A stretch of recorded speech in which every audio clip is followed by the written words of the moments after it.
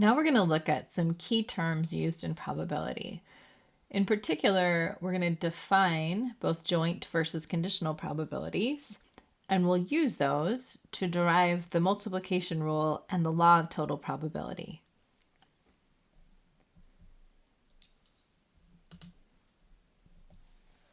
So first, let's do a quick recap of joint probabilities. We've looked at these so far in the context of intersections. So if I want the probability that an event A happens and an event B happens, that's what I mean by the joint probability. And we've talked about what happens if we have disjoint events, in which case the joint probability is 0. Let's look at an example now. So suppose I tell you out of a group of 100 people, 30 of them have COVID, 40 of them have a fever. And then I ask you, if you randomly select a person from this group, what's the probability they have a fever and COVID? Given only the information I've shown you so far, we actually can't calculate this joint probability yet. We would need some more info. So let me give you some additional info. Let me tell you that out of these 100 people, 24 have both the fever and COVID. Well, now I can write this probability. Let's do probability of F and C is 24 out of 100 because I'm assuming equally likely outcomes. And I'm just sampling out of this group of 100 people.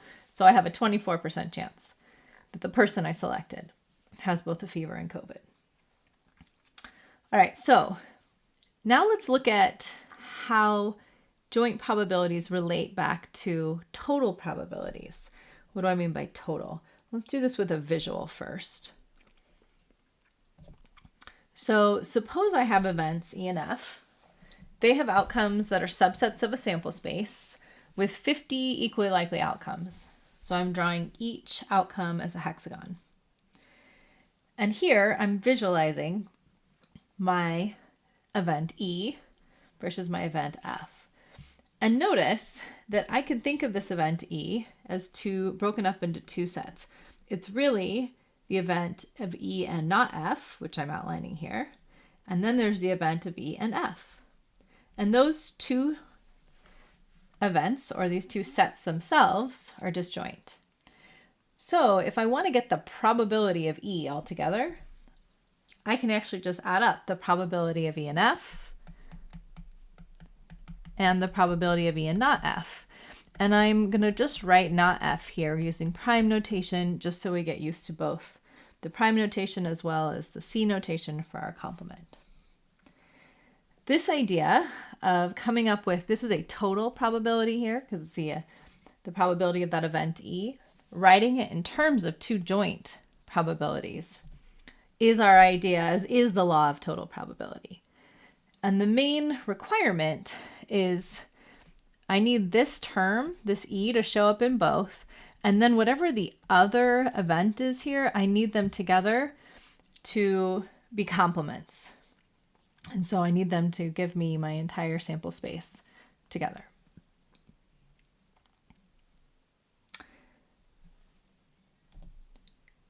I'm going to point out as a caveat that right now this visual information or this visual example was assuming equally likely outcome spaces. That's useful for gaining intuition, but this law of total probability is going to apply regardless of whether or not your sample space has equally likely outcomes.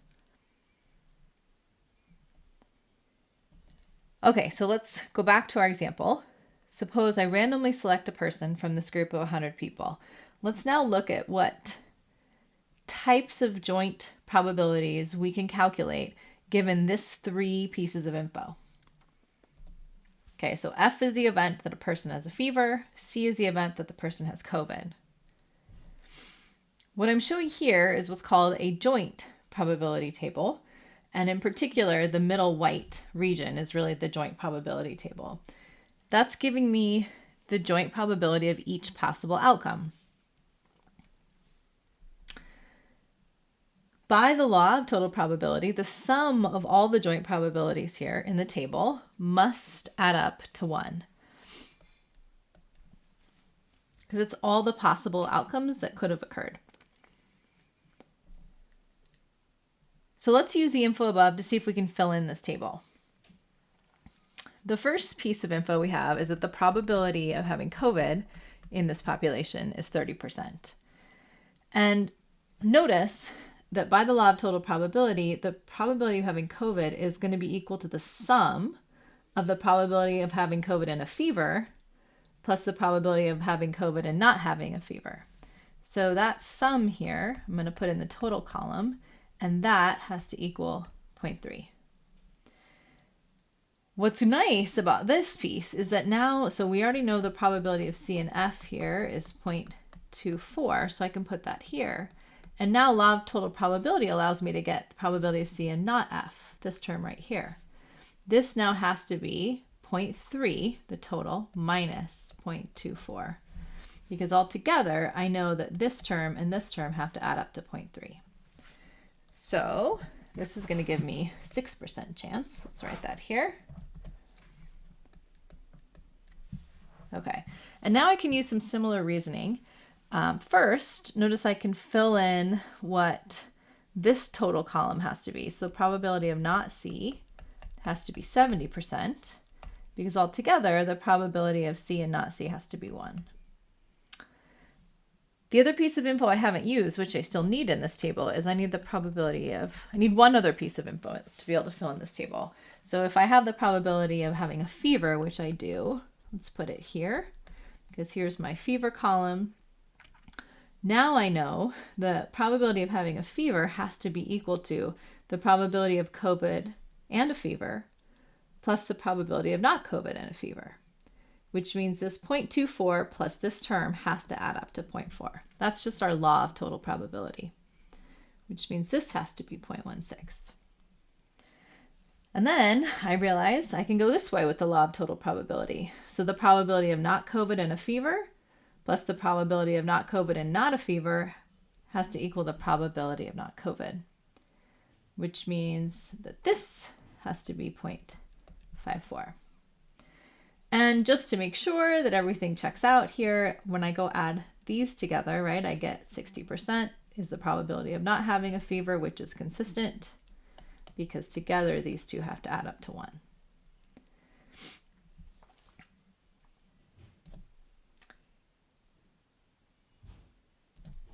Okay, so now let's try answering these 3 questions just given the 3 pieces of info I have above.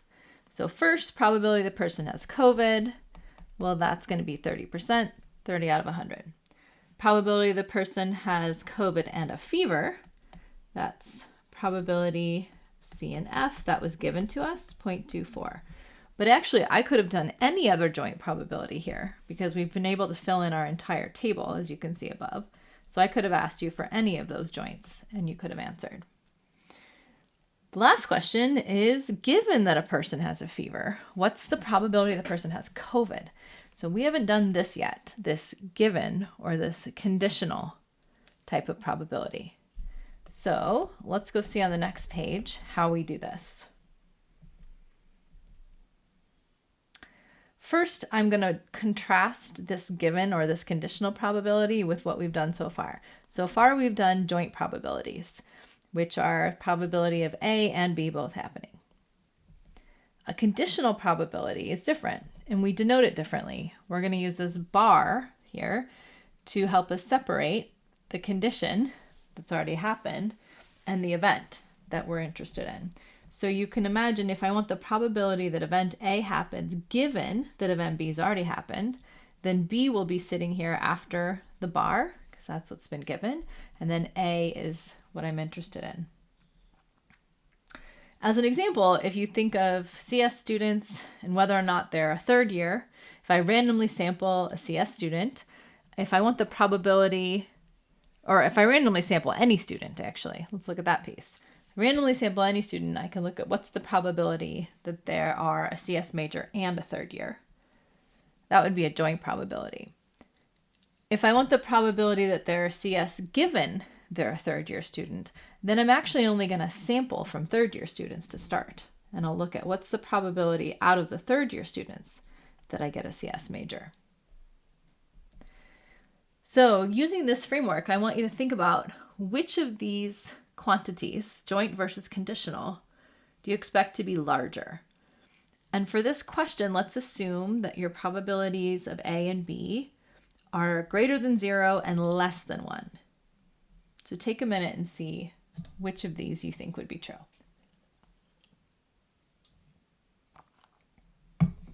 Okay, well, let's try it and we'll come back to this. Let's go back to our table here.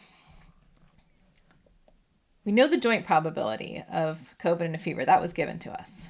Now I can say, what's the conditional probability of COVID given that you have a fever? Well, this means I need to narrow down my view to just the subset of people that have a fever, which was 40% of the people.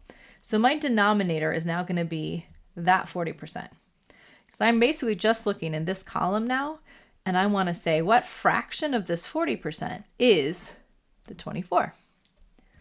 So my numerator will be 0.24. My denominator is 0.40, and that's going to give me 60%. In math notation, this means my numerator is the joint probability, and the denominator is whatever is the probability of whatever you're conditioning on. In this case, the fever.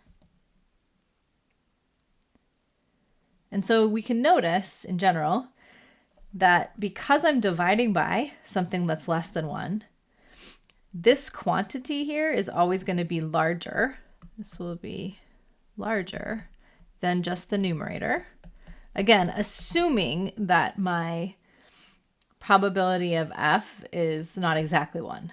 If it was exactly 1, then these two values could be equal. But let's assume it's less than 1, and then your answer to the poll on the previous page should have been that this conditional probability will be larger. So let's define it formally. Probability of E given F is the joint probability of E and F divided by the probability of F. Let's get some visual intuition again. Let's go back to our hexagon example here. And now if I want to think of probability of E given F, first I'm just going to limit my worldview to this green region, right? The probability of that first. And then I'm going to say what proportion of that green region is this region that consists of the intersection. And so I can see that the region that consists of the intersection is only 3 out of the total 50 hexagons I had. The total F region is 14 out of the total 50. So I get 3 out of 14, or approximately 21%. Again, I was using equally likely outcomes here just for intuition, but this definition of conditional probability will apply regardless of whether or not we have equally likely outcomes.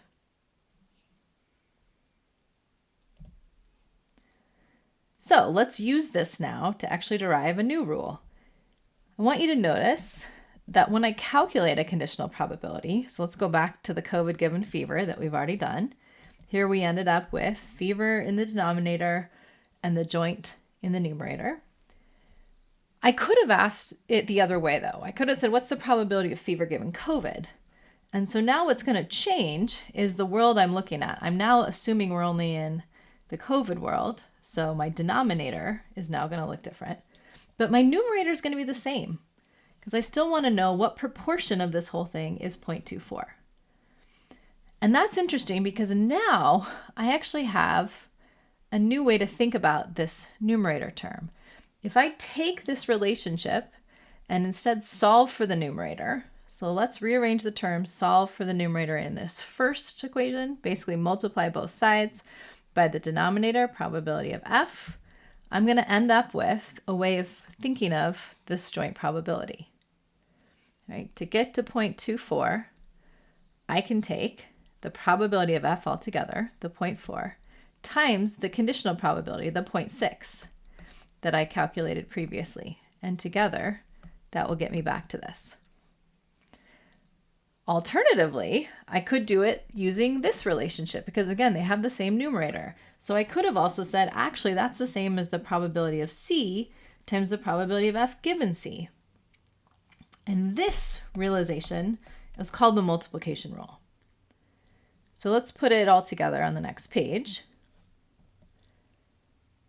Probability, joint probability, right? We can break up into a product of one of the probabilities times the conditional. In other words, the chance that two events A and B both happen is the same as the probability that A happens times the probability B happens given that A has happened, which is equivalent to saying the probability of B happening times the probability of A given that B happened. So this is really nice because this gives us a second way of calculating joint probabilities. The first way was I had to give you the info. If you remember, you had to be given it somehow. But if you're not given the info directly, it's quite possible that you might be able to more easily calculate, for example, this, or you might be given this and this, which will then allow you to get to the joint probability.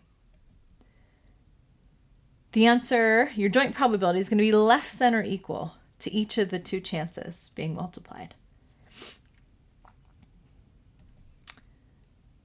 And some intuition behind this is like the more conditions that you have to satisfy, the less likely you are to satisfy them all. In great news, this generalizes to more than two events. And so the way you can think of this is if I want the probability of these 4 events, I can say, well, what's the probability of one of them? I just picked any of them.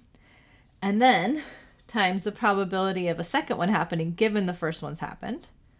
And then times the probability a third one's happened given the first 2 have happened. And then lastly, the probability of the fourth given the first 3.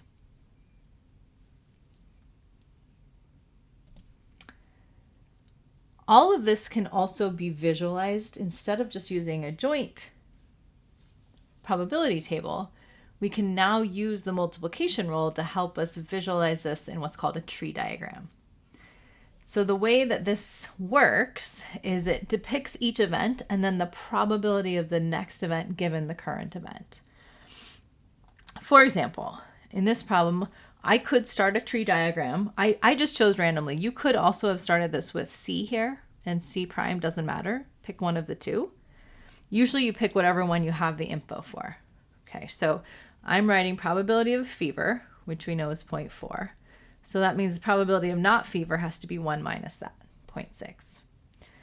Now, along the next branch, you look at what's here. So this says C. So what I want along this branch is the probability of C given F, because I'm along the F branch. And that was something we already calculated. That was 60%. Well, these out arrows here have to sum to 1. And this is, again, law of total probability. If I've conditioned on F, then the probability of C given F plus the probability of not C given F has to add up to 1. And so this will end up being 0.4. Now, it's a coincidence that this original one was 0.4 and these were just flipped, right? This just happened to be based on the joint probabilities we started with. Let's do this one now. So here I need probability of COVID given not having a fever. So I'm going to go to not having a fever. There's a 60% chance of that. Probability of having COVID given that.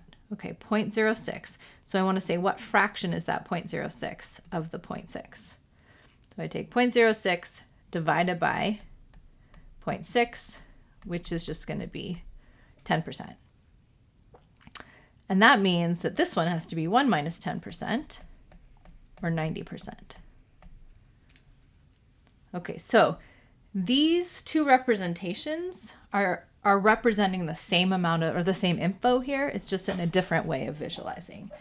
And you can notice that if you go down a certain branch, so let's say I go down this branch, and by that I mean, let's do probability of F times the probability of C given F.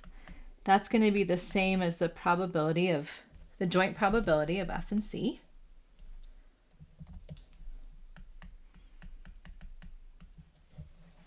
Right, which is 0.24.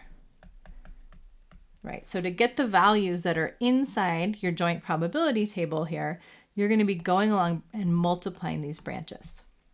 And that's how you'll notice each branch. When I go 0.4 times 0.4, I end up getting this joint probability. Okay, so just pointing out, we have two ways now we can represent the same information. And all I needed to get all of this table or this tree to start, I just needed 3 pieces of info. I originally told you the probability of having a fever, probability of having COVID, and then one of the joint probabilities. And given those 3 pieces of info, I could fill in everything else. This is going to lead us to a second way we can represent our law of total probability. So let's go revisit it. This is what we had originally, and this still holds. But now, because we have a new way of representing joint probabilities using the multiplication rule, so I'm putting, here's my joint probability. Now I'm going to use the multiplication rule. Woo, let's put it back here. I'll just write it. To actually use multiplication rule to rewrite this now in terms of the following. Okay, and that's exactly, that was just applying the multiplication rule to the joint probabilities we had above. And so when you see law of total probability, we'll usually write it in this form. What's great is that this can actually be generalized even further. So if I have an entire sample space, I'm just going to make it look like this, and I split it up into a bunch of different events. Let's call them F1, F2, F3, F4. So as long as they cover my entire sample space, which is what that's saying here, then if I want to calculate the probability of some event E, I'm going to be adding up these terms, which are basically just adding up these joint probabilities, right? Until I've accounted for the entire sample space. Let's close with an example. So suppose you have 2 boxes filled with green and red balls as shown. You select a ball by first choosing one of the 2 boxes. We're going to say you're twice as likely to choose box 1 than box 2. You then select one of the balls in the box at random. What's the probability you've selected a red ball? Go ahead and put this on pause and see what you can come up with. Okay, when I'm given problems like this, I always break it down into what do I know and what do I want to know. So I'm going to put what we want, and that's the probability I've selected red. So I'm going to put that here. And then I'm going to try to translate what else we know. And in particular, because I want a red, let's try to translate what we know about red. So one thing I know here is in box 1, the probability of red is 7 out of 9. But that's a conditional probability because that's assuming I'm in box 1. Same thing over here, probability of red assuming I'm in box 2 is going to be 3 out of 7. So I have a conditional that I know. I also know the probabilities of just the boxes because I know altogether the probability of box 1 plus box 2 has to add up to 1. But I know I'm twice as likely to choose box 1. So this has to be 2/3 versus 1/3. So when I have it like this, we can just jump right into doing law of total probability because that's what I'm putting together to realize to get this, I'm going to use law of total probability. Or we can do a tree, right? Because a tree might help you visualize it. So I'm going to just put this information into a tree as well. But you're welcome just to jump right into the formula using this alone. Let's add this into the tree. So I have 2/3, 1/3.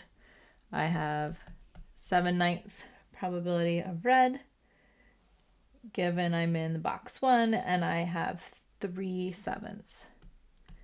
Okay, now I could fill out the rest of the tree here about greens, but for this particular situation, since I just want to know probability of red, I'm saying, okay, well that's probability of red and box 1 plus probability of red and box 2, which by law of total probability is going to be